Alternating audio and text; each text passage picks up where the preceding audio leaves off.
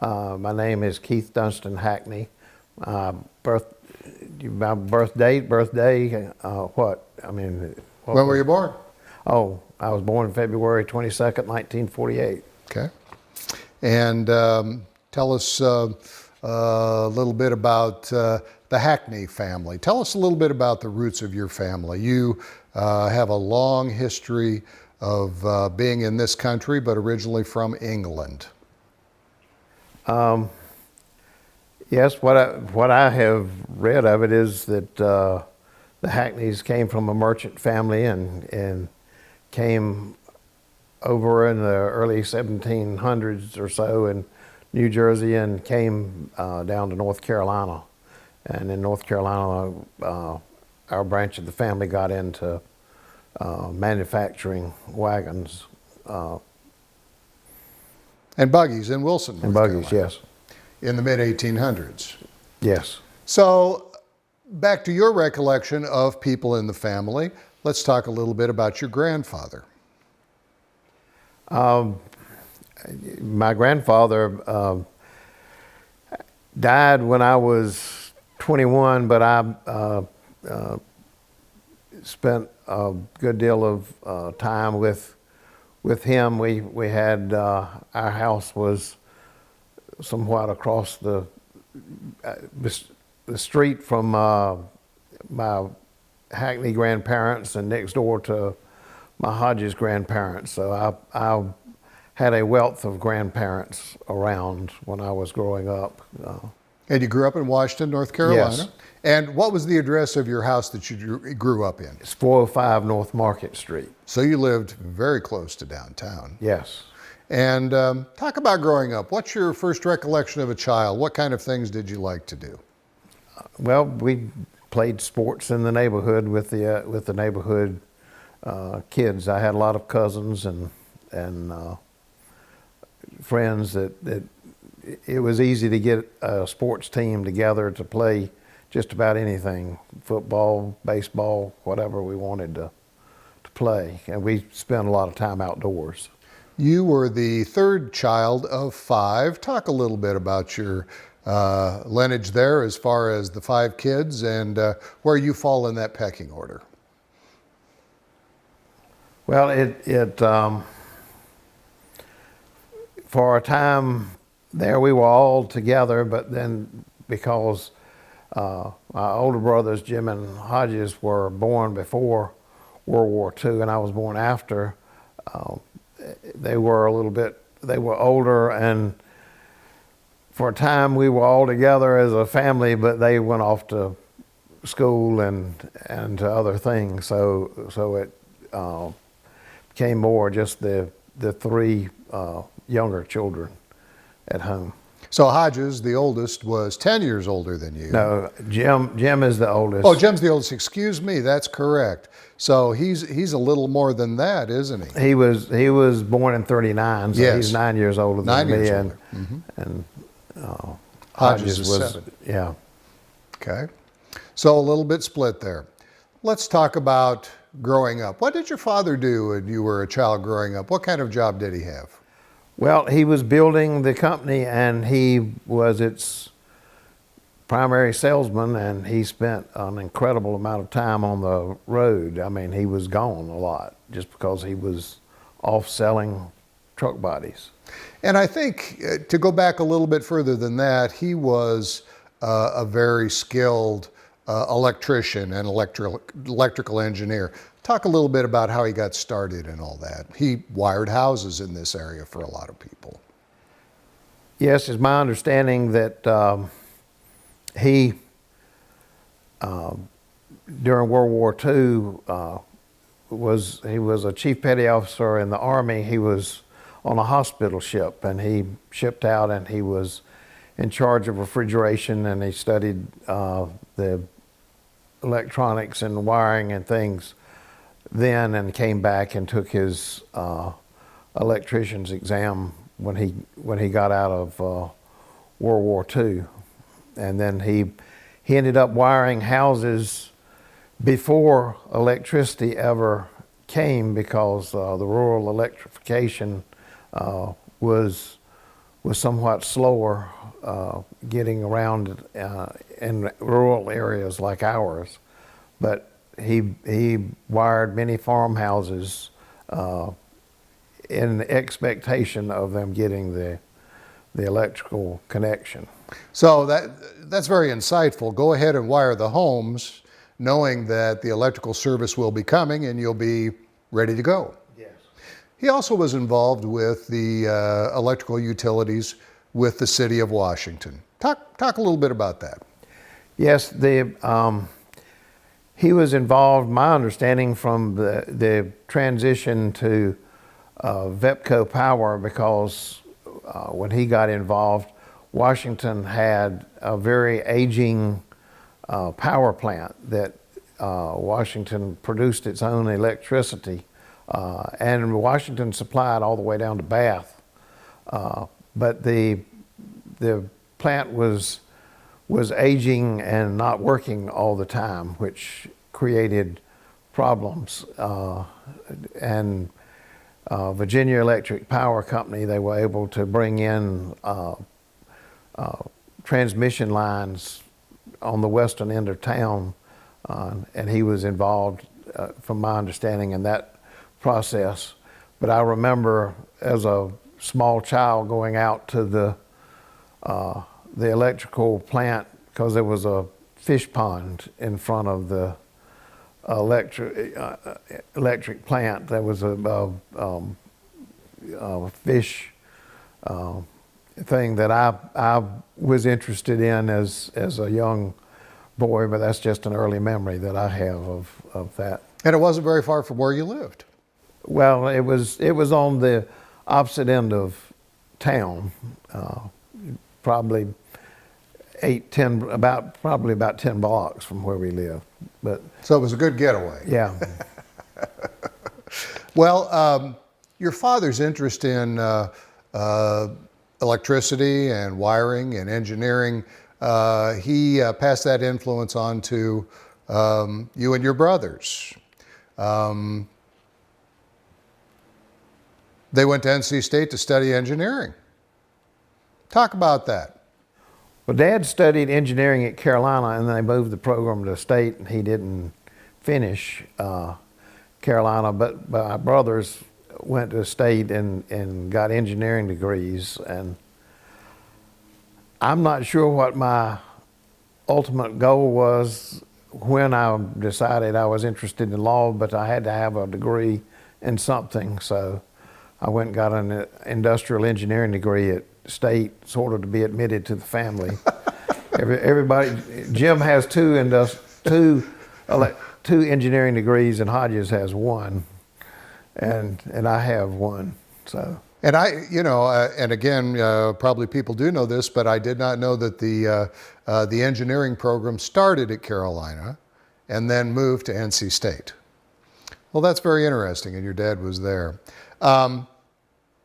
Well, clearly, you didn't continue. You are an attorney. After you got your engineering degree, what happened? Well, I applied to several law schools and was accepted at Carolina and went to Carolina Law over in Chapel Hill.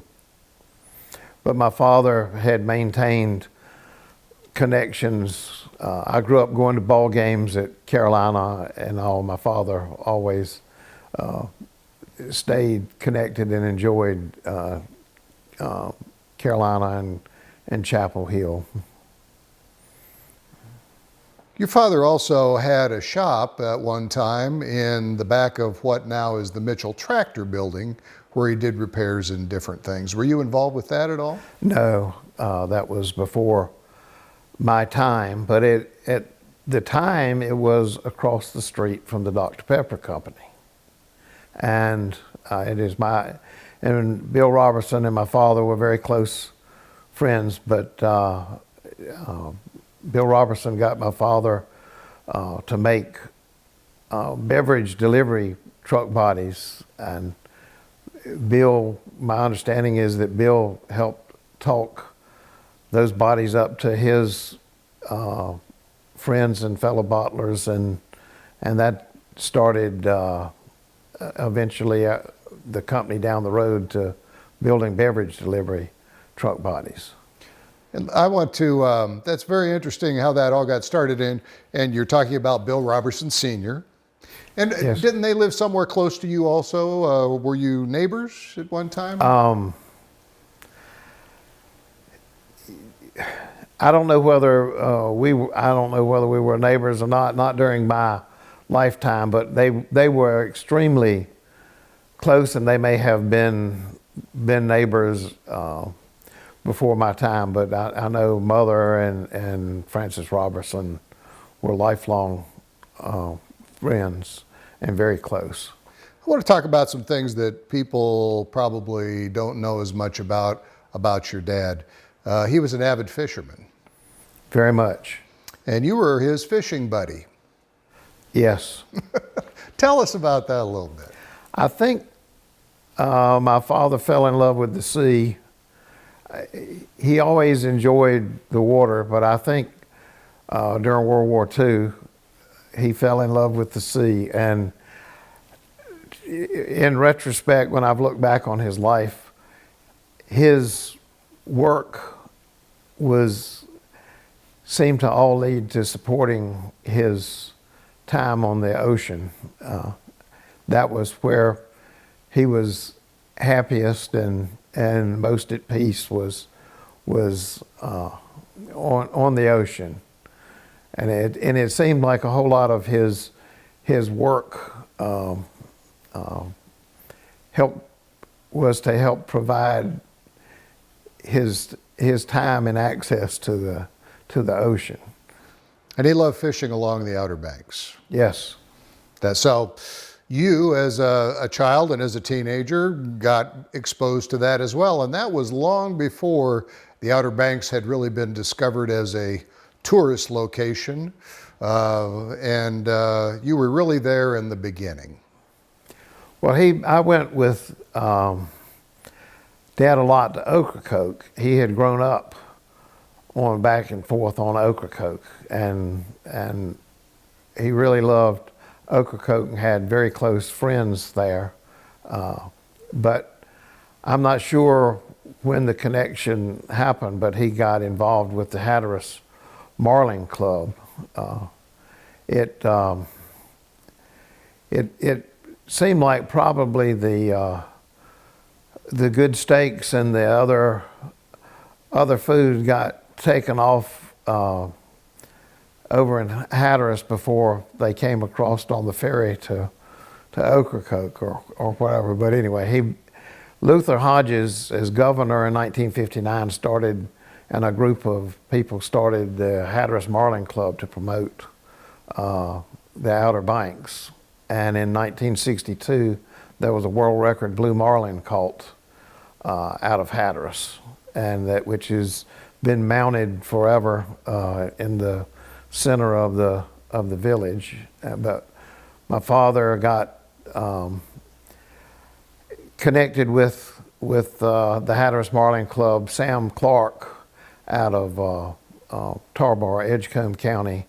I think his company manufactured farm equipment, but he was a mainstay in sort of keeping the Marlin Club alive, and he and my father got together and helped rebuild the Marlin Club that had seen a period of decline, and got back to having large fishing tournaments each year, marlin fishing tournaments out of that club. It was an invitational tournament, so it was not involved like happened in Morehead. But my father was also instrumental in what happened in Morehead. In 1956, he caught the first marlin off of Morehead. It was a white marlin. It was 1957 that they caught the first blue marlin. And after that, shortly after that, they started the Big Rock Blue Marlin tournament there. But they've always acknowledged that Dad caught the first marlin off of Morehead back there in 1956. Wow.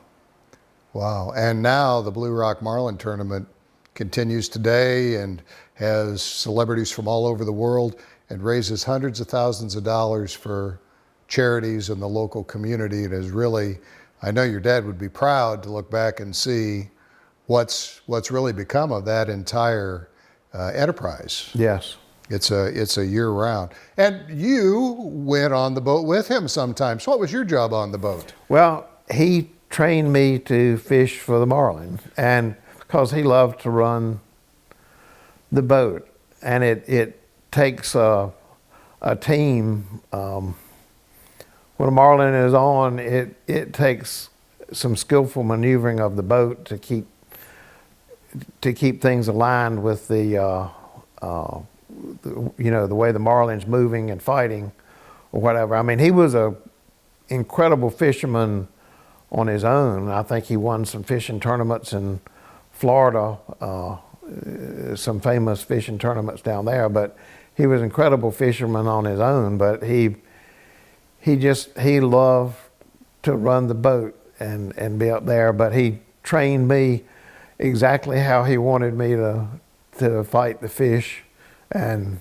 so he knew exactly how I was going to react all the way through the fight. So for many, many years, I was the volunteer when he needed me to go to Hatteras and fight, and Ocracoke. So you handled the lines and he handled the captaining the boat. Yeah. And together you were probably a team that to be reckoned with. Yes. I mean, he always had good mates that are critical when the fish is there at the boat, but somebody has to handle the line. I mean, the fishing pole when you have the fish on. Let's talk a little bit about Hackney Sons, the company. When did that enterprise really start up?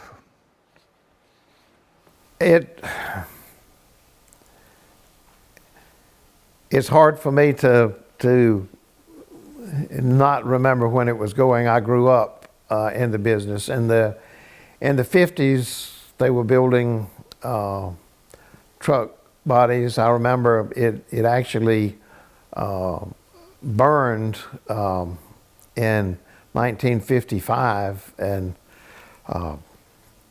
they were able to secure some other buildings and to continue producing bodies and grow.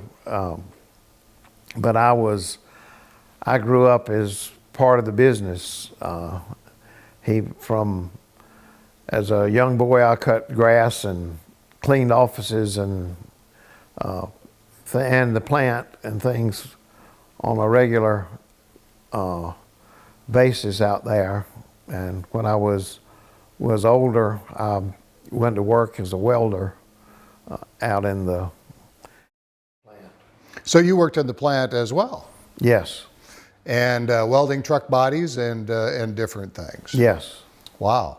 And then, you were part of the team, and it was a family operation. And as you said, Bill Robertson talked to your dad and said, I need somebody to make me a beverage truck. How did they decide to use aluminum? I am not totally certain because I never welded aluminum. They transitioned to that as I quit welding in that, but we were using galvanized. They were trying to have something that would have long-lasting effect, and they used galvanized steel, which was very difficult to weld. And the steel bodies were extremely heavy. So I think after my older brothers got back and they got into designing and the aluminum bodies, which were much lighter, and they could be engineered to hold up. I think we had, they developed a 10-year warranty for aluminum bodies once they had them designed. I mean, these are bodies that in the bottling plants, they run forklifts into the bodies on a minute by minute basis. I mean, they're under constant abuse as the pallets of drinks are put in And those drinks are heavy Yes. because they were in glass bottles. Yes. So the weight of the vehicle was really important for gas mileage as well as maneuverability. I imagine a fully weighted beverage truck had pretty good weight to it.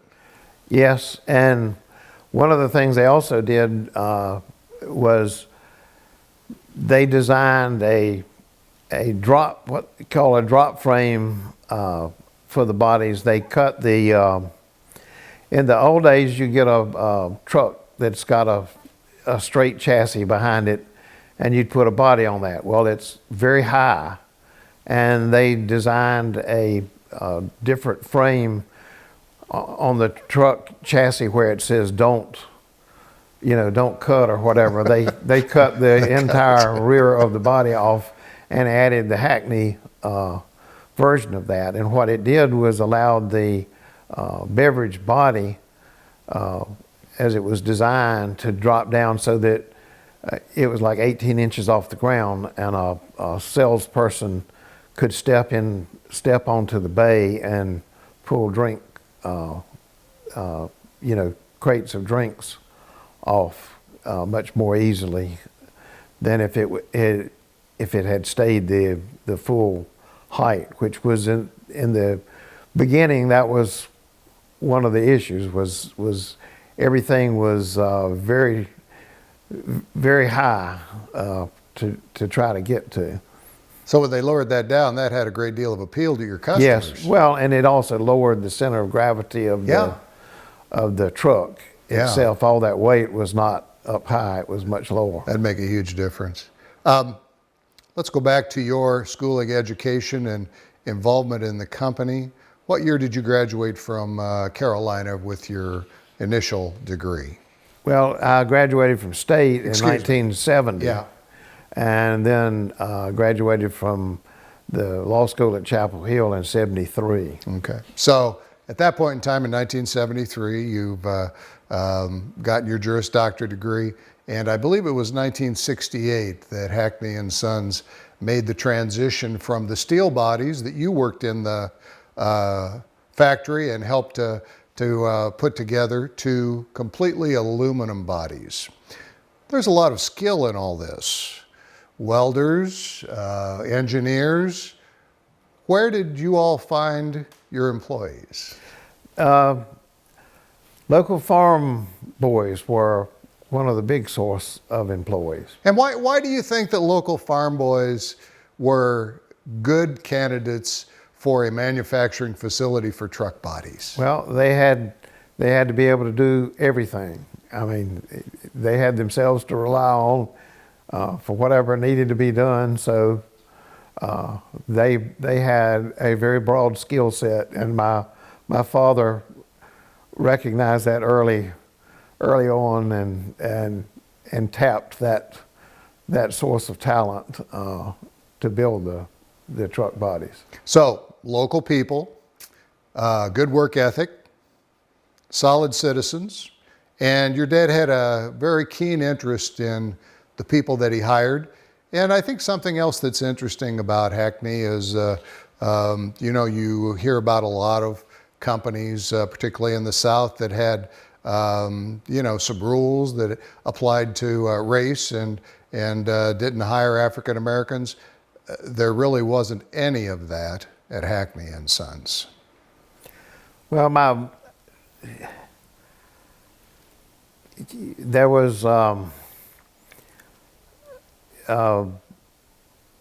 Cobby Ebern was a constant presence in our family. He was very close to my father, but my understanding was that when Dad was first started traveling, I mean, he and Cobby would go off together, and Cobby would drive Dad go pick up the truck to put the body on or whatever, and Cobby would drive the truck back, or Cobby would drive the truck to be delivered, and then he'd hop in the car with my father, and they traveled all around North Carolina and the South doing that. I mean, that was just part of life with my father. But as they got more delivery, my father hired a large. It became a very large group of African American drivers to drive and deliver the trucks. So they were manufactured in Washington, and then they had to be delivered to different beverage companies or people that you made customers all over the country.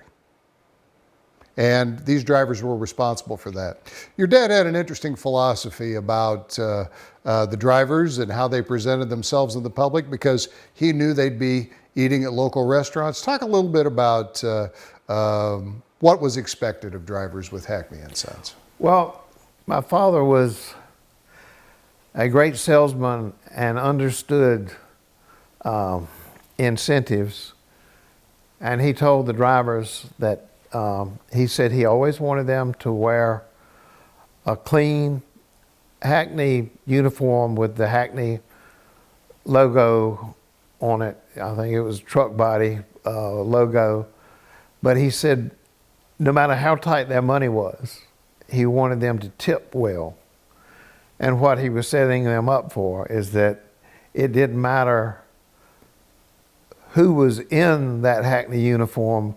When a Hackney uniform walked in to a restaurant on the road, it meant a good tip. So that was what he was pushing the employees for, so that they would be the preferred service, because that Hackney uniform meant a good tip to the waitresses, and it didn't matter who was in it. The uniform meant a good tip. So that he was setting them up for good service all the way. You know, there were a lot of different jobs. We're talking about the drivers, and there were a lot of good jobs for welders and other people on the line. These were good paying jobs and valuable in a very small town of Washington. You were a significant contributor to the economy and the lifestyle. People could afford to buy homes. They could afford to buy cars. People were proud to work for your company. And people today still talk about, my father worked at Hackney, my grandfather worked at Hackney. How many employees did you have during that time about? I remember? I really don't know. And I think you kind of set the stage. There was kind of an industrial explosion going on in Washington, if you will. You had the Hamilton Beach plant at one time, and they had 1,100 employees. They were big. Singer Furniture Manufacturing over in Chocowinity had 350. Texas Gulf, when they discovered that there was a significant phosphorus deposit along the Pamlico River, they had 1,700 employees. National Spinning, Flanders, Atwater Morrill, Hackney and Sons. That's a lot of industrial work, manufacturing, mining in a very small county. What do you attribute that to? The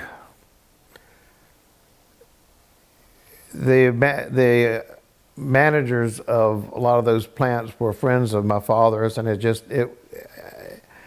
as I grew up, it was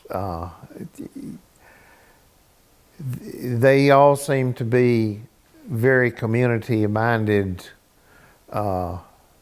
people that pull together and work together to make a better community. Don't you think that these other groups discovered kind of the secret that your dad had mined all these years that there was a great work ethic with the people that lived in these rural communities, and they could do it all, and they found that this was a great place to locate because there was a workforce that was dependable. Yes. I think that's a lot of it too. So you graduate from law school, you have a very unique combination. You have an engineering degree, and you also are an attorney. There probably aren't that many of those. What was your involvement with the company when you came back from law school? Well, I did not immediately come back. I tried to go find a firm that I could get some beginning experience in law, and I graduated in '73, and in '74 I went to work over in Rocky Mount with a firm of Biggs, Meadows, Batts, and Winberry that did a great deal of business-related work, and a number of those attorneys later were involved with state government connections and things. But it was a good place to start and get a grounding in law and business.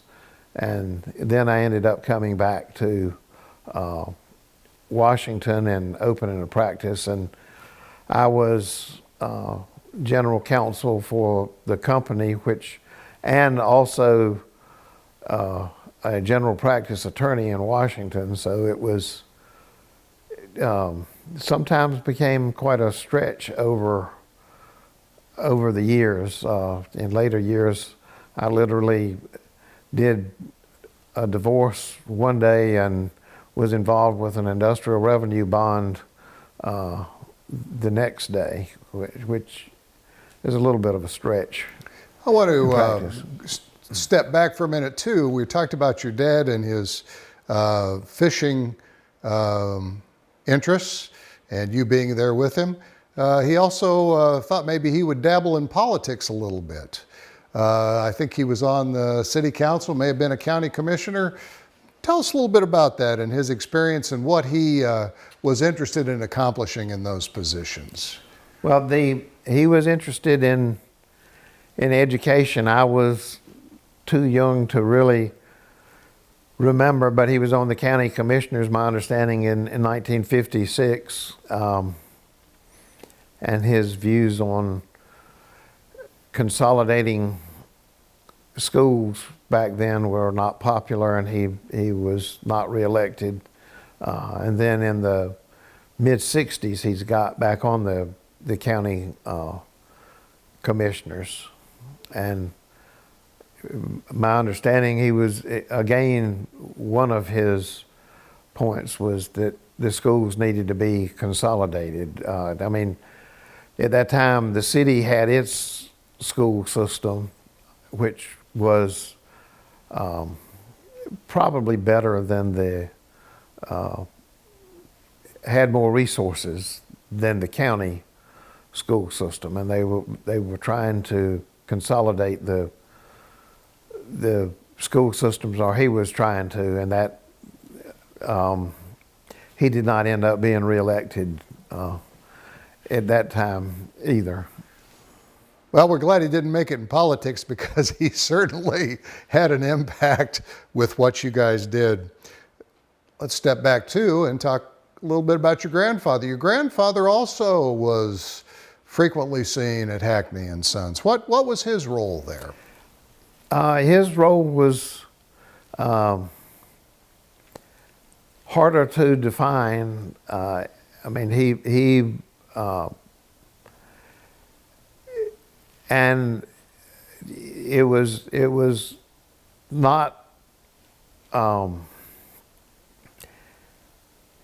He had a office up on a corner office that sort of overlooked everything, and he came and went as he saw fit, and he went and got the mail each day, and he was just sort of there as I was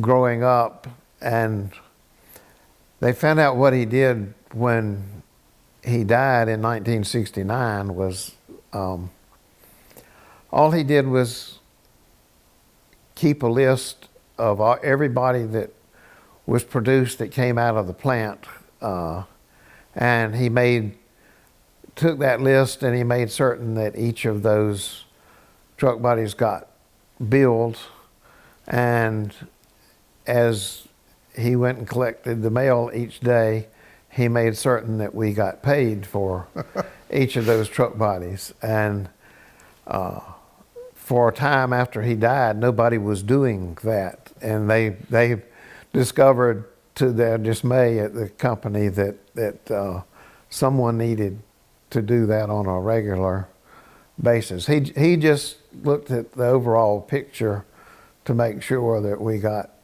paid for what we did. That was somewhat his role. He had another important sidekick with him also in the office. Didn't he have a bird dog that Yeah, always... he frequently had his bird dog that would be up there in his office. Most important. Yes. Most important. So it really was a family affair. Yes. Everybody was involved. You know, the other thing I think that we should mention about Hackney is that not only were you innovators in truck body manufacturing, but your care for your employees also was up and beyond what many companies did. Healthcare, even back in the 60s and 70s, was a huge issue for employees. And it was expensive then. It took a lot of money out of your paycheck.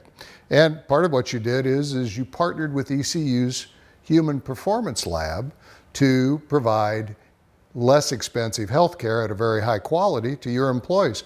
What a benefit if you're working there. Were you involved in that at all? Well, I wasn't directly involved as much as Jim and Hodges were, but part of my job is as I became general counsel and at the end of my term there, I was actually head of personnel, but the objective was to make certain that we had good health coverage for our employees throughout, I mean, for everyone. And while that seems maybe not unusual today, that was up and beyond in the 60s and 70s for an employer to have something like that in place. That wasn't what most people walked into work and realized was a benefit. So it was a big deal. And I think that's a real benefit. Let's talk about your role as general counsel. What did the general counsel with Hackney and Sons do? What was your charge? What did you do? My brothers and the others called me Gloom and Doom because part of what you do as general counsel is you review the potential downside of the business decisions, and you just make certain that the managers, as they make decisions, know the potential, particularly legal downsides of the decisions. And I guess if general counsel were the ones that made the decisions, nothing would ever get done. But what you do is you analyze that and just warn this path has this risk and this path has this risk. But as I say, they came to call me Gloom and Doom because I always seem to have some negative issues with whatever we were doing. But I guess firemen do that same sort of thing, is that, this is how to prevent a fire, because when the fire starts, the fireman has to be there to to fight it. So it was your job to tell the truth. Yes. Well, I think that's a good job to have. Hackney and Sons not only made beverage delivery trucks, which is kind of what got you all your national and eventually international reputation, you made some other types of vehicles. Talk a little bit about that. What did you as general counsel say when they walked in one day and said, we think we ought to make fire trucks? Well, the fire trucks came at the end of a long list of different type bodies, because beverage bodies were a very cyclical product. I mean, you deliver most of your soft drinks and beverages in the hot months, which makes very slow times in the cold months. We went through looking at van bodies. We had a garbage truck line of bodies, but at the end, we were able to discover and adapt the beverage bodies for fire departments. They started out carrying oxygen bottles, or the air bottles, in the same way that beverage bottles were carried. The bays were at a height that was accessible. The fire departments could put their equipment in the same bays that the drinks came in. They could put their air bottles in the bays that their firemen could come reach, take them off the trucks. And then the incident command emphasis came along, and one of the things they built on the back of the bodies that was requested was a command center for like the fire chief on a scene, whoever was there, the incident commander, and he could close himself up in and basically an office at the rear of the bodies, and the whole concept of all the different variations of that got into building fire department and emergency service bodies on the beverage body frame. I believe you got started in that business somewhere in the state of Washington or Oregon. You had a salesman out in Sacramento, and he had someone that wanted you to build one, and it was kind of like the Bill Robertson coming across the street and saying, build me a beverage delivery truck. Somebody came to you and said, guys, you make vehicles, can you make me one of these? And y'all went to work and did it, and it became a big business. Yeah, it did, and it was, some firemen noted that, hey, the beverage body is, exactly what we need to carry, our equipment to the fire, and that connection to our salesman caused that area of the body production to grow. Keith, you've mentioned different times and that your dad was a great promoter and a great salesman. Usually you don't think of engineers as great marketers and salespeople, but he had those skills. And that's one of the reasons your company was so successful. Tell us a little bit about your sales force.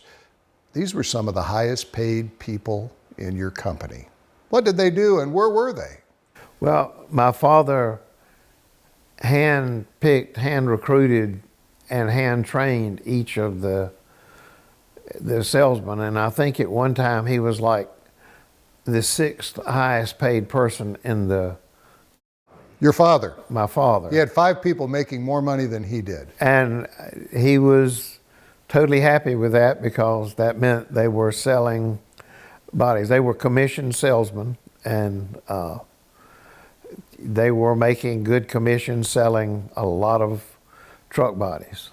I think when the family got out, it was like, my understanding was like 52% of the beverage bodies in the country were Hackney beverage bodies. That's a lot. And, you went on, and I don't know if it was during that time, but you had some other plants in the country because you had so much business in different areas, it made sense to make those bodies in different locations. But you also had an international presence. Were you chief general counsel when you decided to do the international? No, I had left when they started that. They built the plant in Kansas in '72 because they needed to expand to the West Coast. My father had called on the Coors people. They wanted to, were interested in some Hackney bodies. They needed refrigerated type bodies because they did not pasteurize their beer. But my father told them that until we built a plant in the West, and we ended up building the one in Kansas, that he would not deliver bodies to them because they were outside of proper range to service the bodies, which turned out to be, it meshed very well with the Coors philosophy because they were not selling east of the Mississippi for the exact same reason. They needed refrigerated warehouses and things, and they couldn't ship their beer long distances, so he wouldn't service them west of the Mississippi, and they wouldn't service their beer east of the Mississippi for the same reason. So Coors became a large customer when we built the plant in Kansas, and were able to to service their needs. Well, that's interesting, that a company from Washington, North Carolina had such a big business with someone like Coors and PepsiCo and the beer companies. Keith, your trucks were so well built, they had a 10-year warranty, but you're also the most expensive in the industry. How did your salespeople overcome that?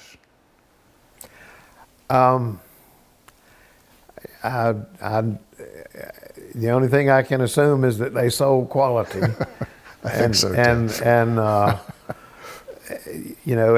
the fact that it was a 10-year warranty, because these were vehicles that hour by hour they suffered a tremendous amount of abuse, and sometimes when our folks went into plants, the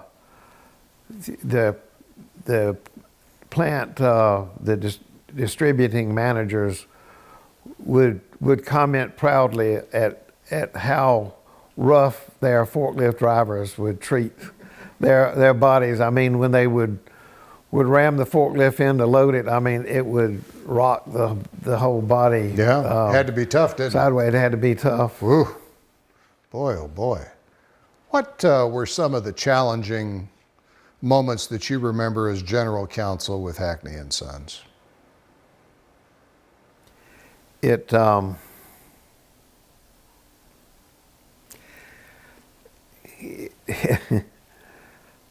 were always complaints about my budget was very erratic, because it's like the fire department budget.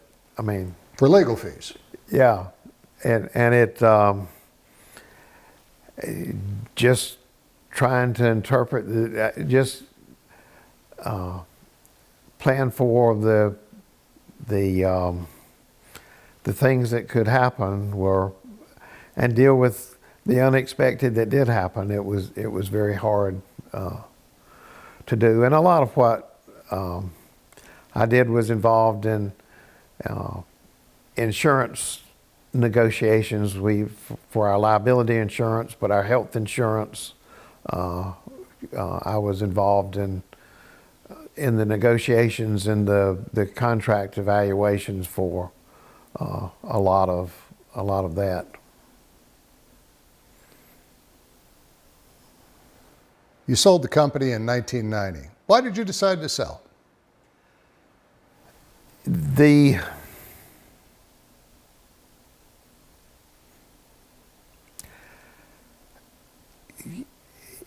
We had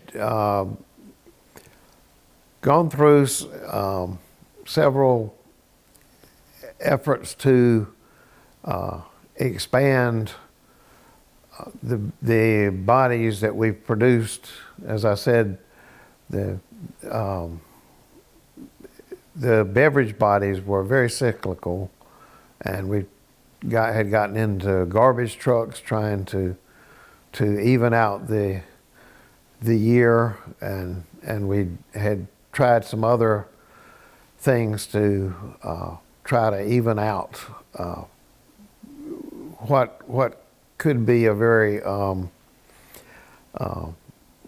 difficult production cycle, and I think it got to a point that there needed to be an infusion of new money to help that, and I think the family just decided to sell at that time. Well, in 1990, when you sold, you had $100 million in sales. That's pretty remarkable for a company headquartered in Washington, North Carolina. Did you continue on with the new owners at that time? What happened to the brothers, you and your brothers that were involved in the business? Well, my brothers stayed with the business at least for a time, and I left. Somebody asked me what I was going to do when we sold, and I said, I'm going to practice law. I mean, I'm either going to practice law with the company or without it. So I've continued practicing law locally here in Washington since then. And you're still practicing today? Yes. What else would you like to tell us about your dad or about Hackney and Sons that you think is a special story or a special incident of some type? Well, just recently, Mr. Peter Smallwood died, and he was an African-American gentleman.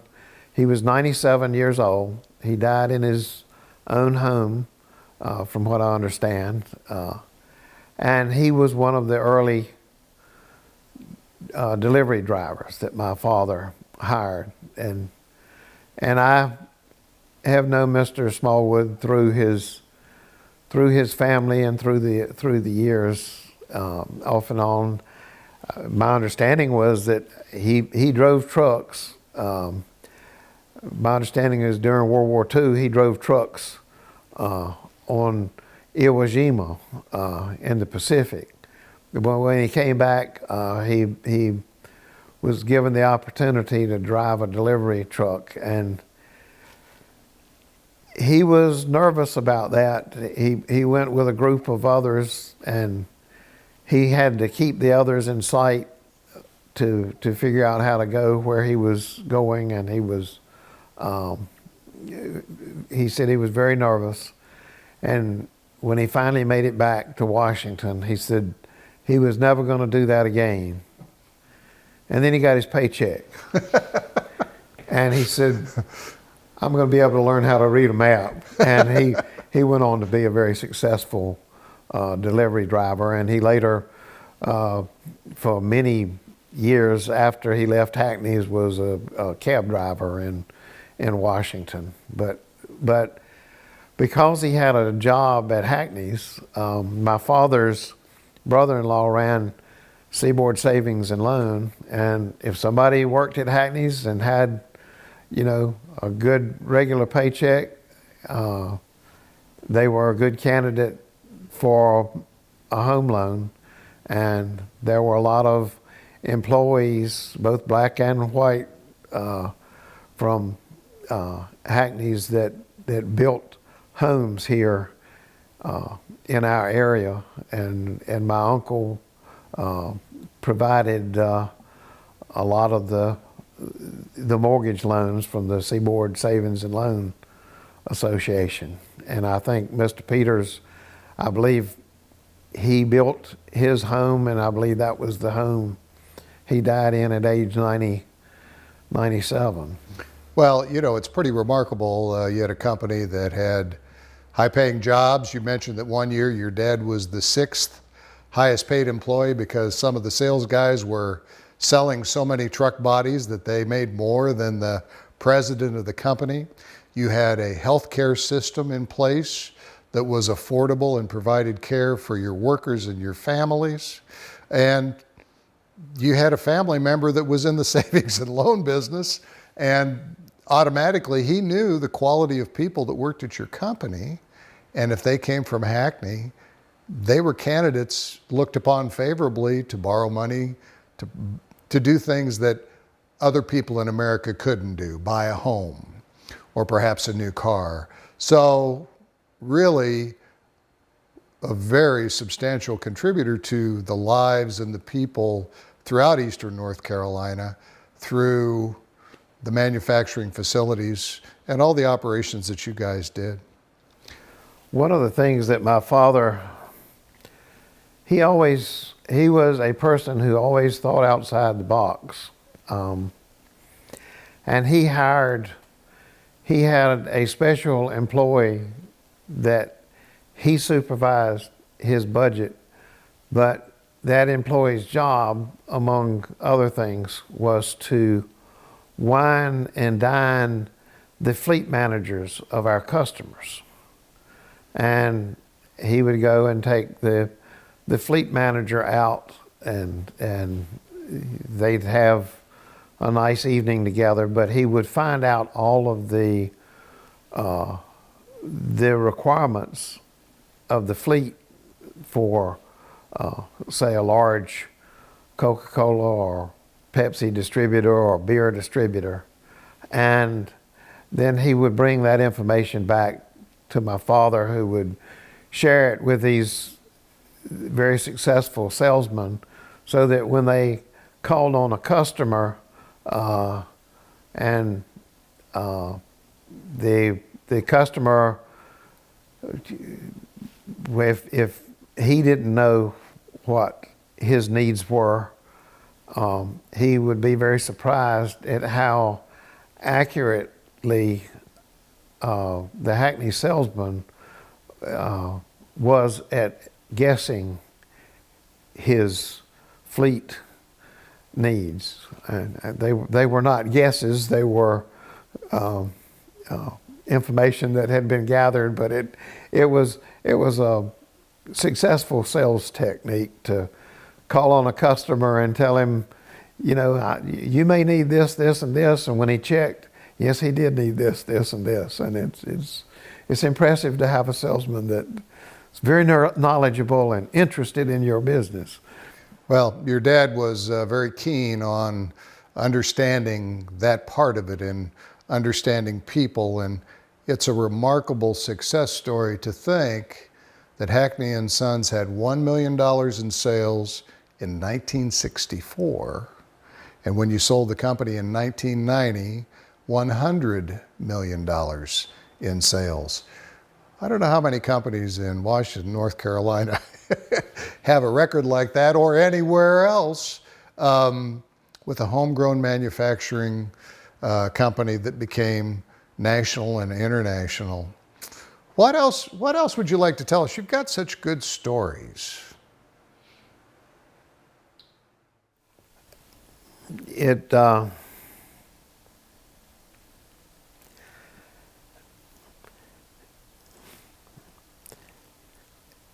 I have just enjoyed the people over the years. It was a very it was a very family-oriented, and the employees worked together. They had fish fries, they had oyster roast, they had a lot of things like that over the years. And I've been involved with the startup of what was the Pamlico Tar River Foundation has now become Sound Rivers as a river advocacy agency. But one of the things that they had before COVID finally stopped it was an annual oyster roast. And one of the things that we in the beginning stole was the design of the oyster steamer from Hackney's, that the steamers that the Sound Rivers has used has very successfully over many years has been copies of those oyster steamers that the employees designed for their own, those farm boys designed for their own benefit out there. But it was always a family atmosphere and grouping with the employees. And many employees remain very good friends over many years. A real family operation where everybody felt like they were part of the family, even if their last name wasn't Hackney. Yeah. Well, I wish we had more of that today. Well, and employees, still, when they see the Hackney emblem on a truck body, anywhere in the country they go, I mean, they feel that connection that they or somebody they knew was involved in building that body. All 50 states, all over the world, there's not very many places you can go that if you're there any period of time at all, you see the Hackney logo on a delivery truck, a fire truck. You've made quite an impression. Thanks for speaking with us today, and we don't think you're Mr. Gloom and Doom, but we've been talking with Keith Hackney, the General Counsel and family member of Hackney and Sons.